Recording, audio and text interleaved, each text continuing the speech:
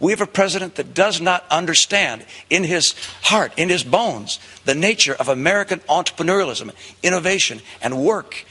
And that is something which we're fighting for in this election. I hope the people on the stage share that vision. But we must return America to the principles upon which it was founded if we're ever going to have a strong balance sheet, a strong income statement, create jobs, but have a bright future for our kids. Speaker Gingrich, you just heard Governor Romney make his case.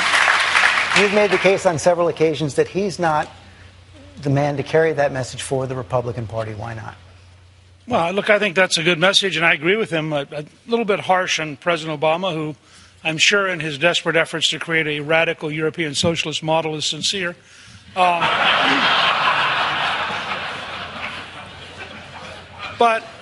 you know, I think the Wall Street Journal captured it the other day in their dialogue when their editorial board met, and they said, I had a very aggressive pro-jobs program, zero capital gains, 12.5% corporate tax rate, 100% expensing for all new equipment to dramatically modernize the system, abolish the death tax. And they said that, by contrast, this is their words, not mine, that Governor Romney's program was timid and more like Obama.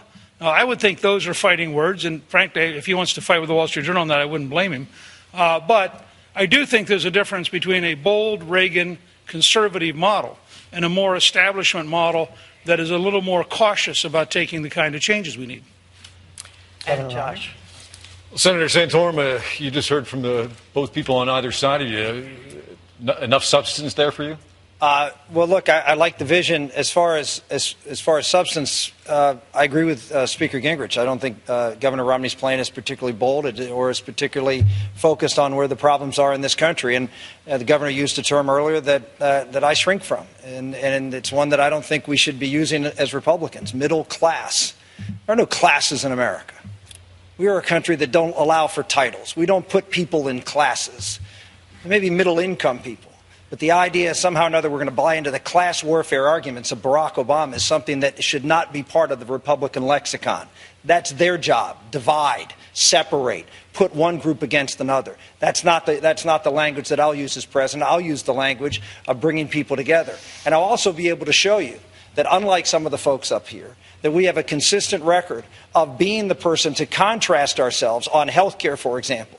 We're looking for someone who can win this race, on the economy and on the core issues of this election. And I was not ever for an individual mandate. I wasn't for a top-down government-run health care system. I wasn't for the big bank or Wall Street bailout, as Governor Romney was. And I stood firm on those and worked actually in the coalfields, if you will, against this idea that we needed a cap-and-trade program. So if you want someone that's a clear contrast, that has a strong record, has a vision for this country that's going to get this country growing, and appeal to blue-collar workers in Pennsylvania and Ohio and Michigan and Indiana, and deliver that message that we care about you too, not just about Wall Street and bailing them out, then I'm the guy that you want to put in the nomination. Governor Romney? My plan is a lot broader than just tax policy. The tax policy I've described is entitled to help people in this country that desperately need help right now. But there's more to it than that. We have to open up markets for America's goods. As the most productive people in the world, more output per person from an American than anywhere else in the world, we have to open up markets for our goods. We haven't done that under this president. European nations and China over the last 3 years have opened up 44 different trade relationships with various nations in the world. This president's opened up none. We have to open up trade. We have to take advantage of our extraordinary energy resources. At the same time, we're going to have to do something about the regulations in this country. As a party, sometimes we talk about deregulation. What we're really shorthanding is that we want to change old regulations that are crushing enterprise and put in place those that encourage enterprise. I understand how the economy works because I've lived in it. There are a lot of guys who spent their life in Washington, have a very valid and important experience, but they have not been on the front line competing with businesses around the world. I have. I know what regulations kill and which regulations help enterprise. And I want to use that expertise to get America working again. And I'll come back to the point I made at the beginning. This is bigger than that issue. This is really an issue, a campaign about the direction of this country. This is a choice. And by the way, if we don't make the right choice this time, we may not be able to for a very, very long time. This is a critical time in the history of this country. Governor Huntsman, vision for dealing with China competing around the world. Listen, we have the most important relationship of the 21st century with China. We've got to make it work. Of course we have challenges with them. We've had challenges for 40 years. It's nonsense to think you can slap a tariff on China the first day that you're in office, as Governor Romney would like to do. You've got to sit down and sort through the issues of trade like you do with North Korea, like you do with Iran, like you do with Burma and Pakistan and the South China Sea. They're all interrelated. And to have a president who actually understands how that relationship works would serve the interests of the people of this country from an economic standpoint and from a security standpoint. I'm sorry. Governor, you were, in the last 2 years, implementing the policies of this administration in China. The rest of us on the stage, we're doing our best to get Republicans elected across the country and stop the policies of this president being put forward. My own view on the relationship with China is this, which is that China is stealing our intellectual property, our patents, our designs, our know-how, our brand names. They're hacking into our computers, stealing information from not only corporate computers but from government computers, and they're manipulating their currency. And for those that don't understand the impact of that, I've seen it. I've seen it. And that is, if you hold down the value of your currency artificially, you make your products artificially low priced and kill American jobs. That's happened here in this country. And if I'm president of the United States, I'm not going to continue to talk about how important China is and how we have to get along. And I believe those things. They're very important. And we do have to get along. But I'm also going to tell the Chinese it's time to stop. You have to play by the rules. I will not let you kill American jobs any longer. Under the rules. Governor Hudson. I think it's important to note, as they would say in China, that 他不太了解这个情形. He doesn't quite understand this situation. What he is calling for would lead to a trade war. It makes for easy talk and a nice applause line, but it's far different from the reality in the U.S.-China relationship. You slap on tariffs, you talk tough like that. Of course you have. That's got to be part of it as well. But in the end, we get a tariff in return if we don't sit down and have a logical, sensible conversation. And who does that hurt most? It hurts the small businesses and the small exporters who are trying to get back on their feet in this country at a time when this nation can least afford a trade war. I've said it. I've said it.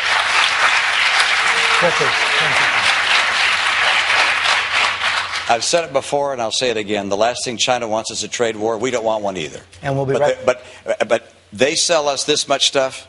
We sell them this much stuff. Tell me who doesn't want the trade war? They don't want it real bad. And we've been listening for 10 years for people talking about how we can't hold China to the rules of free and fair trade. And if I'm president, I will hold them to those rules. And we'll respect each other, but we are not going to let them just run all over us and steal our jobs. Got to take a break. We'll be right back with the final word.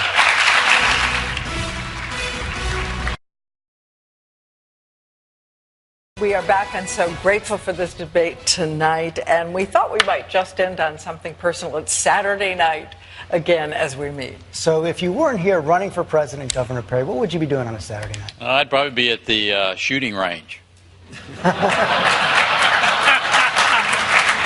Instead of being shot at.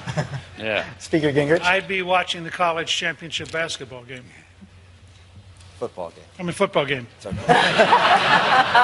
I'd be doing the same thing with my family. We'd be huddled around and we'd be watching the championship game. Afraid it's football. I love it. Yeah. I'd be home with my family, but if they all went to bed, I'd probably read an economic textbook. I'd be on the phone with my two boys in the United States Navy because they're a constant reminder of what is great about this nation and awesome about the emerging generation in this country.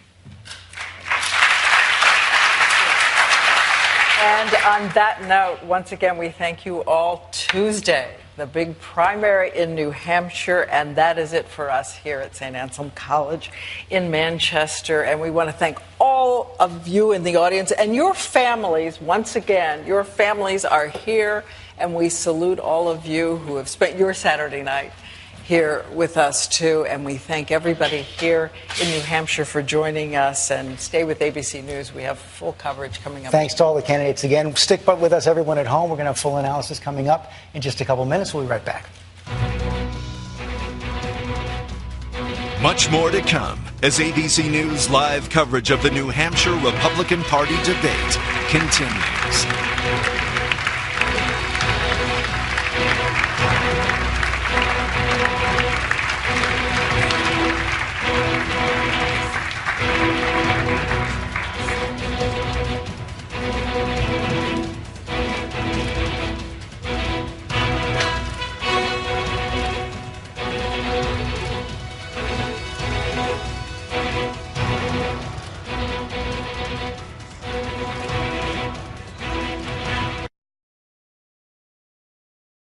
We are so glad to be back, and we have our team of analysts standing by here. I want to go straight to ABC's Jake Tapper.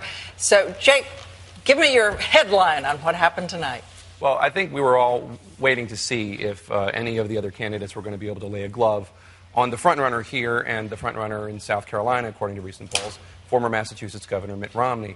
And although there were some moments where the rivals hinted that maybe they would be willing to discuss some things in Romney's past that they weren't happy with, there weren't really any attacks. There weren't really any effective contrasts, any arguments as to why this frontrunner should not be the frontrunner. That's one of the big questions here. Should this guy be the nominee? And if not, why should you be? And I didn't see any of the rivals really effectively make the case. They made cases for their candidacy, but it was almost as if they weren't aware that Mitt Romney was the front runner, and they weren't aware that Mitt Romney had won Iowa, was far ahead of the polls here, and likely to wrap this nomination contest up quickly if somebody didn't step up. We all have been looking to see if Rick Santorum, who had a successful time in Iowa, if he would be able to fill this role of the conservative alternative to Romney. And he had a decent night. He made a case for himself, but he didn't explain why him and not Mitt Romney. So I have to say, I think it was a pretty good night for the David Muir, there's no question Governor Romney wanted to talk mostly about President Obama tonight. He had that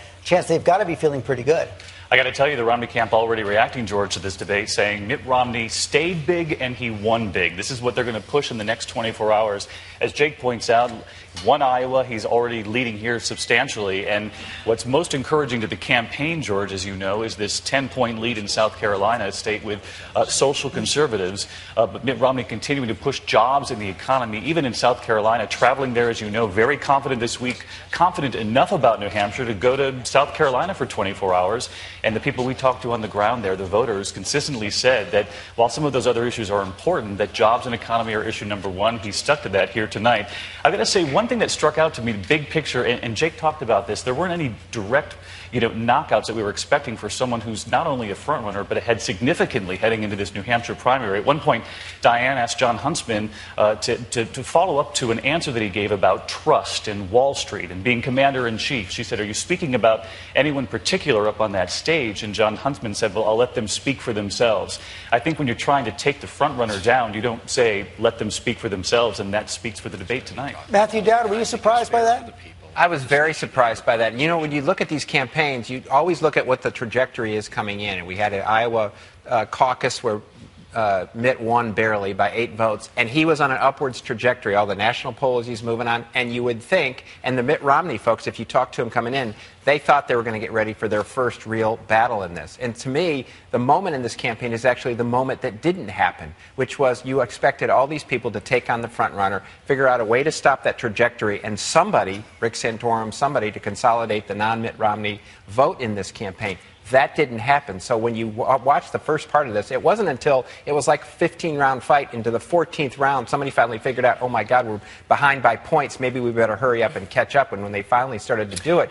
But that was the big, I think, moment in this campaign was the lack of ability by the other candidates in this race to do what the Romney people were expecting them to do, which was take him on. Before we get to our Republican and Democratic analysts, let me turn to John Carl. John, you know these candidates as well as anybody. What do you make of this? Well, look, I think this was a moment where Mitt Romney took a big step towards winning the Republican nomination.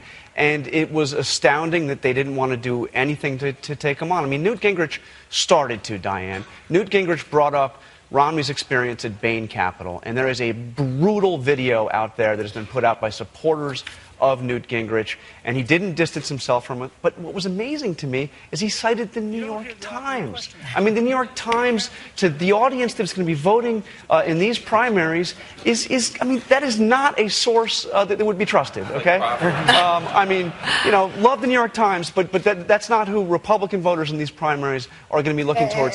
And John, you cover Ron Paul every day as well. He seemed much more interested tonight in holding down Rick Santorum. Isn't it amazing, George?